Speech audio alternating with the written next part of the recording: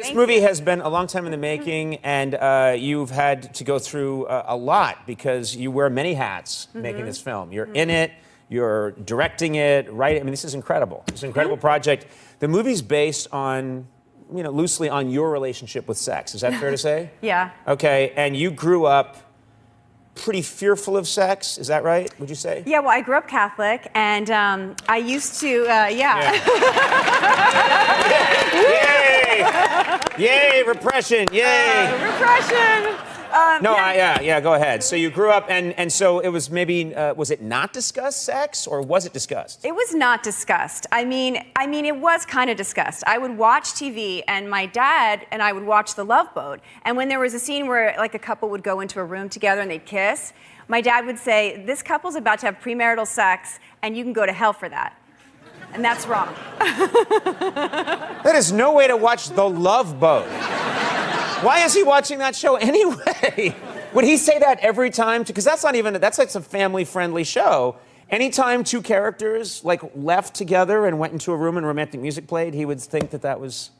Did you ever see the movie Somewhere in Time with Christopher Reeve and Jane Seymour? Yeah, I think so, It's very romantic. So at the very end, he travels through time to be with her, and then they have a love scene at the very end of the movie. My dad was like, what was wrong with that film? They had premarital sex, and you can go to hell for that. No, what's wrong with that movie is that they traveled through time.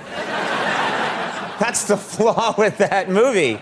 Wow, well, okay. I'm assuming you moved past this phase? Yes, I did. Okay, and, you know, it's funny because I was raised in a Catholic family, one of 6 kids, and so there's a fair amount of, you know, there's some repression there. Yeah. Do you have advice for people on moving past the repression, say people like me? Well, okay, when I have fears or problems, I try to do an affirmation and say the opposite. So I have it in my phone, and I write all these affirmations in my phone, like, I approve of myself, and I am lovable. So you could just go, I am so sexually amazing.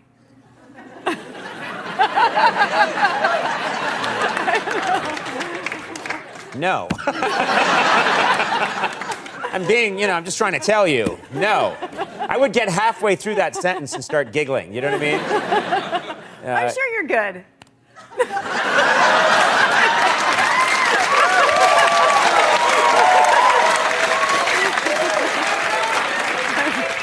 What makes you, I mean, but by the way, you are right. What makes you say that? Why would you say? You've been married a really long time. Your wife's hot. I looked it up today. I'm like, what does Conan's wife look like? And she's really hot. Do you notice she's crying in every photo? I do have a very hot wife. I'm very, yes, yeah. Hot. Yeah, oh, yeah. Wow, this got weird fast. I swear to God, I have no idea what I was going to ask next. We were talking about how I'm really good at sex, and you can just tell that. Some people in this modern era of filmmaking, there's a lot of product placement. Right. And a lot of indie films use product placement because you can get a lot of money. Were you tempted to do that at any part? Yeah, well, when we were trying to raise the money, we looked into product placement, and we had a dildo company offer us $50,000, because there's a scene where my character has a sexual awakening moment by myself. They offered us $50,000 to use their dildo in that scene. $50,000? Yeah, but we didn't want a dildo to be in the scene at all. It was about how she finds, like, her own Oh, they're trying to jam a dildo into a scene where it doesn't belong. Exactly. yeah, like she's... That's ridiculous. That's like, oh, it's the scene in The Sound of Music where she's teaching the kids and she can be using a No! No, my character is masturbating in the scene, so... But there wasn't supposed to be a dildo. You're okay, you are pleasuring yourself, masturbating, I think is the medical term. And so they want to do it. Is there a name on the dildo? How would anyone know it was their dildo? Like a name. They were going to give us money to put it. I thought. Yeah, but was your character supposed to go like, there's nothing like a Foster's dildo? Foster's means quality. Mike's dildo. Take it from Mike. Hey, I make the best. Wow. Okay. Well, here's a question. You are the director of the film. Mm-hmm. There's a scene where you said that you are, let's be adults here, masturbating. And how do you direct yourself in a scene like that?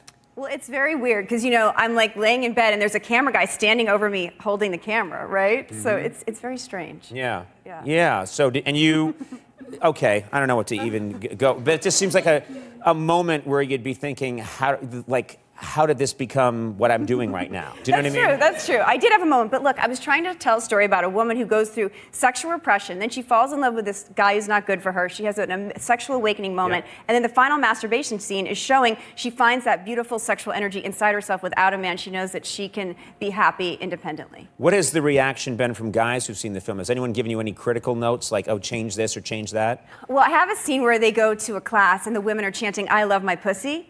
And my friend saw the scene and he said, "Oh, I'm very offended. You need to change it to "I love my flower." Why? He said it's offensive to have women saying, "I love my pussy," that it's offensive. But no, well, first of all, men are piping up. Men. What do you guys I'm hearing think? a lot of guys say no. But also, I don't think people. Yeah, it's not his business. Yeah, Yeah, exactly. It's not his business. And if my flower. Yeah, that's actually grosser. I know, that seems weird. Yeah, it's totally If you're, Yeah. yes, soon I'll reveal my flower. My precious My blossom. precious blossom. Upon our wedding night, you'll see the glory of my flower. That's absolute madness. Well, then I went to the Women's March, and everyone is screaming "pussy" at the Women's March, right? It's Right. everywhere. It's taken over the nation. Yeah, kids yelled that at me when I was a kid. All right.